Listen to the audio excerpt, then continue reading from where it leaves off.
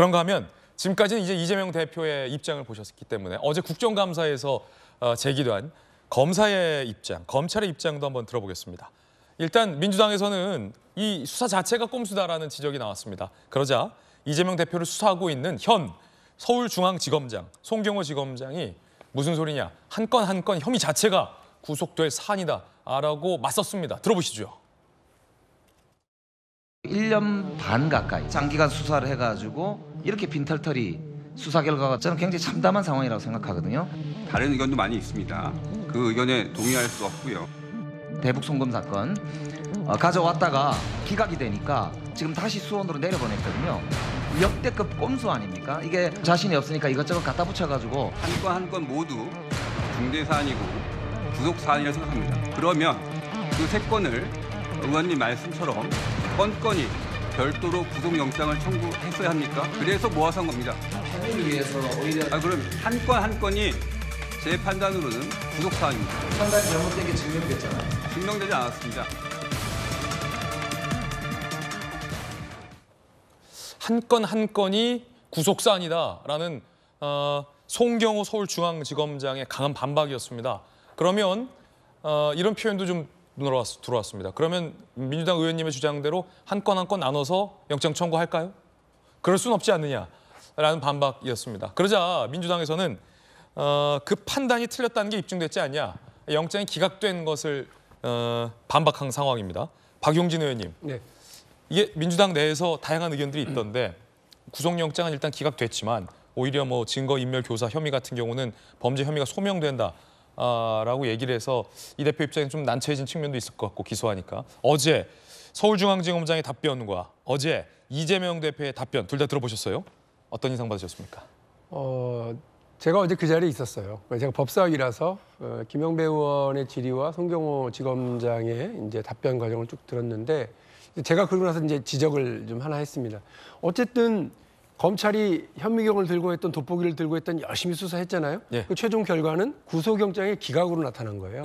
그 많은 국민들이 야, 뭐 짧게는 뭐 몇 개월, 길게는 2년 가까이를 탈탈 털더니 결국 뭐 남는 게 하나도 없는 상황이 된 거 아니냐. 물론 이후에 재판이 있습니다. 네. 재판이 있습니다만 국민들은 구속영장 기각이라고 하는 걸 통해서 다툼의 여지가 있고 굳이 불구속 수사 원칙을 어겨가면서 그 구속을 시키려고 했던 의도 자체는 상당히 문제가 있는 것 아니야라고 하는 의구심을 갖게 됐어요.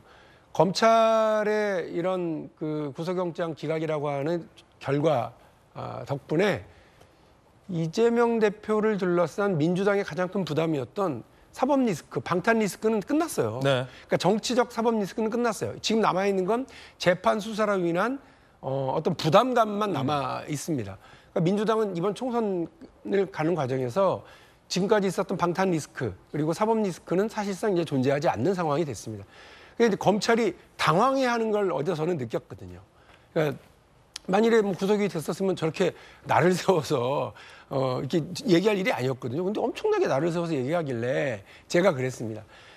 검찰은 되게 잘했다고 얘기할 수 있을지 모르겠지만 그리고 민주당이 되게 정파적으로 얘기한다고 생각할지 모르겠지만 정파적으로 문제 제기하고 그를 통해서 제도적 개선이라든지 잘못을 수정하는 과정이 국정감사의 과정이다. 근데 그거를 그렇게 그 피감기관인 송경호 지검장이 막 날을 세워서 의원하고 맞대질하고 싸울 상황이냐 그 얘기를 했더니 갑자기 느닷없이 한없이 온화한 표정으로 저는 박용진 의원을 비롯해서 민주당이 우리 법사위원 여러분들 아주 호감 있게 생각한다 이제 이러면서 분위기는 좀 바뀌었어요. 네. 그러니까 국정감사에서 중요한 건 민주당도 그렇고 국민의힘도 그렇고 아주 정파적으로 질의합니다. 편협하게 질의할 수도 있어요. 그러나 그 질의를 통해서 피감기관인 뭐 국토부라든지 혹은 뭐 법무부라든지 검찰이라든지 이런 데가 자기들은 잘한다고 했는데 결과적으로 문제가 생겼던 것들을 바꾸고 제도적인 변경을 가져올 수 있는 그 계기로 삼으면 되거든요. 그런 과정이 되기를 기대를 하고 국민들이 보실 때는 그 2년 가까이를 이렇게 탈탈 털어놓고는 그 지금 첫 번째 결과는 검찰의 완패로 나타난 것에 대해서 겸허히 받아들여야 될 게 있다. 그리고 그 이전 정부의 검찰이라고 표현하더라고요. 예. 이전에는 수사를 다 찢어놨잖아요. 그런데 또 송경호 지검장이 와서는 수사를 또 다 걷어들여서 한 군데서 했잖아요. 그러다가 또 기각되고 나니까 또 다 이게 찢어서 또 이렇게 내려보내고 있잖아요. 이 과정을 국민들이 보실 때는 누가 봐도 대한민국 검찰이 한 일인데 너무 이랬다 저랬다 편의적으로 하는 것 아니냐. 쪼개기 기소, 쪼개기 수사에 이은 쪼개기 기소로 네. 좀 이어가고 있는 것 아니냐라고 하는 지적은 겸허하게 좀 받아들일 필요는 있는 것 같아요. 예, 검찰은 이에 대해서도 반박했습니다. 이른바 민주당이 내세우는 반박 주된 논리는 어쨌든 영장 기각된 것 아니냐, 검찰 수사 한 번 먹은 거 아니냐, 한 방 먹은 거 아니냐라는 것에 대해서 구속영장 기각이 맞는 건 아니다라는 식의 반박이었습니다. 들어보시죠. 굉장히 눈에 띄는 문구가 피의자의 상황 및 피의자가 정당의 현직 대표로서 등등등 감안할 때 증거인멸의 염려가 없다고 단정하기 어렵다. 뭐 이런 판결문이 나왔습니다. 어떻게 생각하십니까? 법원의 영장 결정에 대하여 논리적 완결성에 의문을 제기한 견해가 많습니다. 저희도 사법부 판단은 존중하지만 그 결과를 납득하기 어렵다라는 입장을 이미 말씀드린 바 있습니다. 정혁진 변호사님, 네네. 흥미로운 표현이 나오는데 법원의 영장 결정, 그러니까 유창훈 판사가 구속영장을 기각했잖아요. 그 영장 결정, 논리적 완결성에 의문을 제기하는 견해가 많다.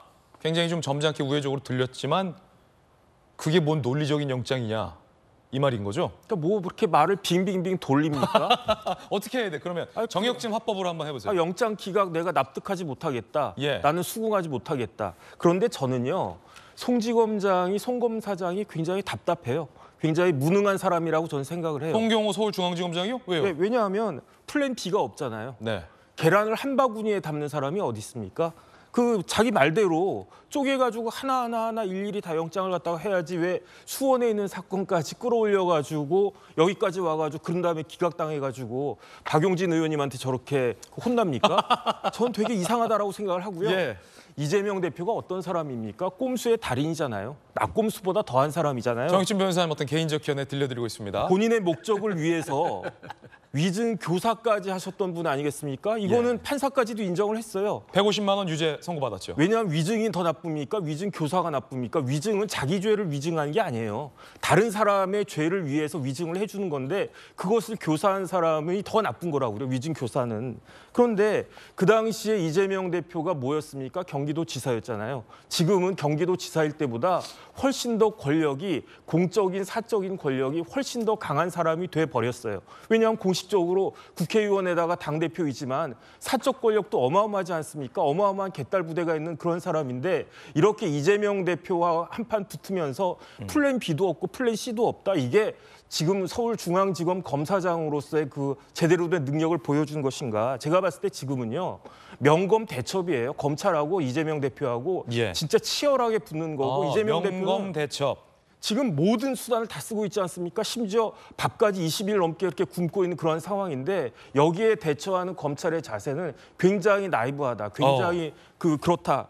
만약에 검찰이 패배하면요. 우리나라는 어떻게 되냐면은 검찰이 이재명 대표가 대통령 되면 우리나라 검찰 유명무실화 될 수밖에 없다. 그러면 지금 검찰은 뭐 이화영, 뭐 김인섭 이런 피라미드는 다 잡아놓고 매기 진짜 그 대여는 놓치고 예. 이게 무슨 검찰입니까? 제가 봤을 때는 검찰은 지금부터라도 일 좀 똑바로 해야 된다. 그렇지 않으면 검찰도 저 밥 주면 안 됩니까? 밥 굶어야 됩니까 이제? 제가 봤을 때는 지금 그런 각오로? 금식해야 될 사람은 진짜 그 검사장 이하 그 담당 그 라인에서는 어쨌든 반성을 많이 해야 된다. 저는 그렇게 생각이 됩니다. 정혁진 변호사님 의견 들어봤습니다.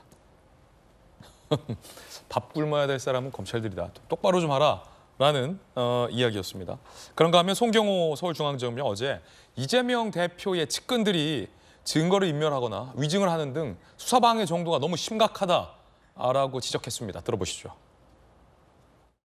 이재명 대표의 최측근이라 불리던 정진상, 김용의 부패방지 사건 수사도 했습니다. 또한 박영수 전 특검에 대한 수사도 진행됐고, 그러니까 이런 아주 대형 비리 사건을 수사하다 보니 수사 기한이 어느 정도 소요될 수밖에 없습니다.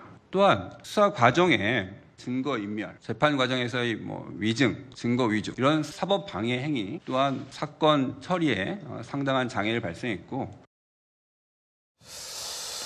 증거인멸, 재판 과정에서의 증거인멸 의혹, 위증 교사 상당한 재판 장애, 사법 방해를 어제 얘기했습니다. 호소했습니다. 이 지금 뭐 오늘 뭐 박용진 의원한테도 혼나고 정영진 변호사한테도 혼나고 박정호 의원님, 네. 송경호 중앙지검장도 수사하면서 좀 애로사항은 많은 것 같아 보니까 측근들이 너무 막 방해한다 이런 얘기였죠. 그 애로사항 우리 국민들 다 알고 있었잖아요. 예. 그 중간에 뭐 이것저것 나올 때마다 검찰 수사에 협조 안 하고 그다음에 형식적으로만 검찰 수사하고 그다음에 그 위증교사 얘기 나왔지만 그 외에 다른 뭐 증거에 대해서 굉장히 많이 훼손하려고 했던 시도들 국민들 다 알고 있었잖아요. 검찰 입장에서 사실은 제가 볼 때는 우리 정혁진 변호사 말씀 주셨지만 좀 아쉬운 부분은 있어요. 지금 그 정치적으로 굉장히 이상하게 돌아가 있는 거는 이재명 대표의 영장이 기각되면서 마치 무죄인 것처럼 되어버린 거예요. 마치 무죄인 것처럼 되어버려서 지금 여러 가지 상황에 영향을 미치고 있는데 이걸 사실은 검찰이 좀 더 꼼꼼하게 봤었어요. 지금 와서 여러 가지 방해가 있다라고 얘기하는 거는 조금 긴장감이 떨어져서 하는 얘기 아닌가라는 생각이 들고요. 앞서 그럼에도 불구하고 앞서 제가 이재명 대표가 재판을 받으면서도 이 상황 자체를 너무 쉽게 생각하고 있는 것 같고 그다음에 여전히 본인이 모든 걸 다 통제할 수 있다라고 생각하는 것 같다라고 말씀드린 것처럼 앞으로 이루어지는 재판이나 이런 사법 과정에는 더 이상 진실을 찾아가는 과정이 제대로 갈 수 있도록 해야지 방해하고 이 안에서 또 재판을 꼼수 부려서 연기하고 그다음에 또 나오는 여러 가지 증거 및 증인들을 자꾸 훼손하고 변형시키려 하는 시도들을 하면 안 된다고 생각합니다. 그러니까 검찰이 오죽하면 굉장히 그 국감장이라는 거는 굉장히 위축될 수밖에 없거든요. 아무리 예. 대한민국에 난다 긴다는 검찰이라고 하더라도 저 박용진 의원 같은 사람이라서 막 이렇게 추궁하고 질의하고 이러면 위축될 수밖에 없어요. 그러니까 위축되는 상황이더라도 떳떳하게 얘기할 수 있고 그다음에 자신 있게 예. 얘기할 수 있도록 검찰이 좀 차분하게 그다음에 단단하게 좀 준비를 해서 재판에 잘 임해 줬으면 하는 바람이 있습니다.